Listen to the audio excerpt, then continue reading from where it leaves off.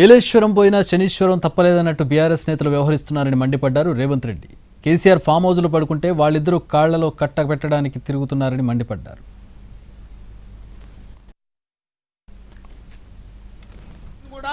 పడావు పెట్టిన ప్రాజెక్టులన్నిటిని కూడా తిరిగి పునః ప్రారంభించి ఈరోజు ప్రభుత్వం ముందుకెళ్తుంటే ఆయననేమో ఫామ్ హౌస్లో వండుకుంటాడు, వీళ్ళిద్దరేమో మన కాళ్ళలో కట్టబెట్టడానికి తిరుగుతున్నారు.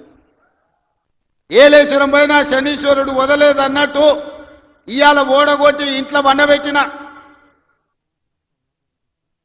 అసెంబ్లీ ఎన్నికల్లో అధికారం పోయింది, పార్లమెంటులో సీట్లన్నీ పోయి గుండు సున్నా వచ్చింది. ఇప్పుడు వాళ్ళకు మెదడే పోయినట్టు అనిపిస్తుంది.